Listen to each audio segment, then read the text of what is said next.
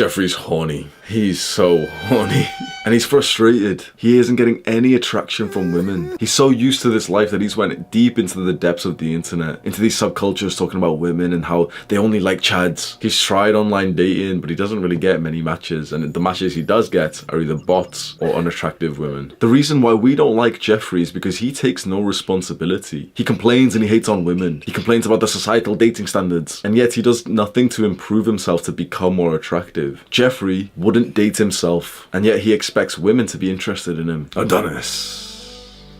Adonis is a confident man, and he knows that there's one major thing that he can do throughout his day that makes women attracted to him: holding eye contact. It's so simple, it's fundamental, but of course Adonis doesn't overlook the fundamentals. He has the humility to know that they are what's crucial, and so he keeps it in mind. Hold good, strong eye contact. Imagine Adonis walking down the street. A girl sees him in the distance, and she notices that he's looking right at her. Not like a creep, not full of lust, but of interest. She can't help but be attracted and impressed by him. She's used to all these boys looking away from her, and here in front of her is a man. I definitely have some autistic tendencies inside of me, and one of them is that I'm very, very aware of like people's body language. I'm quite like an observational overthinker. So everywhere I go, and particularly in the gym, I'm kind of always like observing people and how they interact. It's kind of fun, and like I kind of enjoy it, but it is kind of autistic to do it. But if you're watching this video, you might be quite similar to me. And in the gym especially, I always notice of how the guys interact when there's like a hot, you know, like one of those fit gym girls there. And it's just it's interesting, but it's just cringe,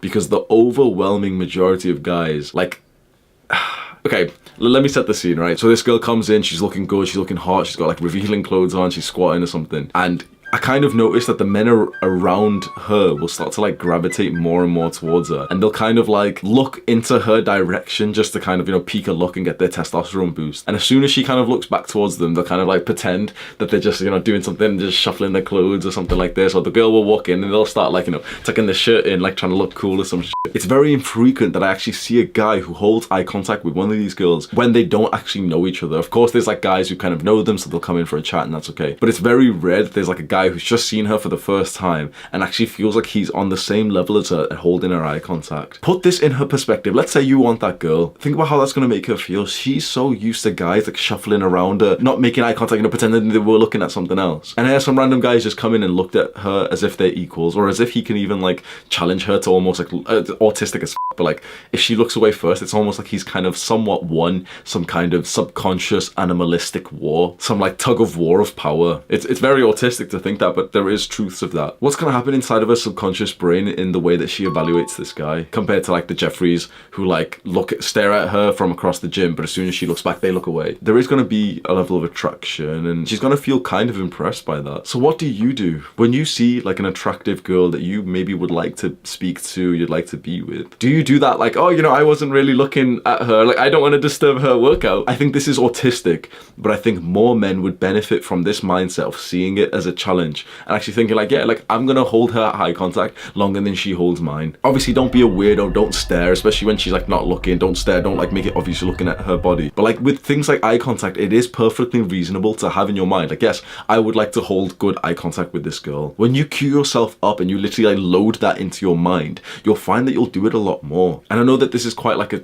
spurgy topic to talk about, but you know how it feels when you don't make good eye contact with a girl. Like you feel kind of embarrassed by yourself, you feel kind of weak. And then think about the times where you make good eye contact with a girl or even a guy. You feel like connected to them, you feel strong, you feel powerful. It's like you start feeling confident, and it's like your mind starts registering like, yeah, like I am a pretty good guy, I have been doing like pretty good work, I'm becoming more confident. It's such a simple thing that leads to such a big difference in how your day goes. Most guys can't even hold eye contact with her. This actually reminds me of the first time that I saw my now friend. His name's Scott. Me and him have got along very, very well. He started like this Instagram challenge that I went on, and like we've been able to collaborate. And the first time that I actually saw him in the gym, I thought he was like a total fucking chad. He's got tattoos, he looks badass, he's like long hair in like a man bun thing, athletic, good hairline, attractive face and everything. And so when I first joined the gym, I was way more of an autist because I didn't have any friends. And so I saw him and I was like, you know, oh, there's Chad, like I'm gonna observe what Chad does. And it was so fucking interesting to see that I had seen guys, you know, like shuffle away from the girls. I'd seen guys like run up to the gym girls and like, you know, do their workout, help them with the plates. I've literally seen that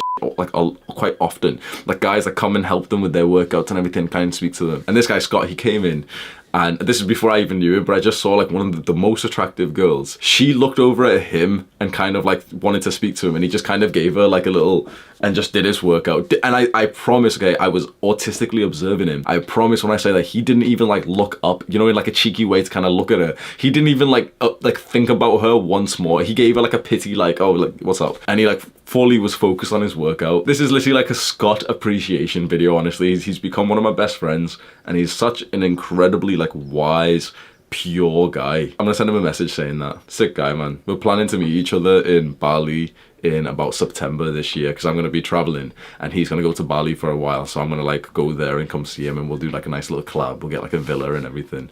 Be like Chad. Scroll down right now and click on the share button underneath this video. Send the link over to a friend who you know has got pretty bad eye contact. Do the hard work, especially when you don't feel like it. Mwah.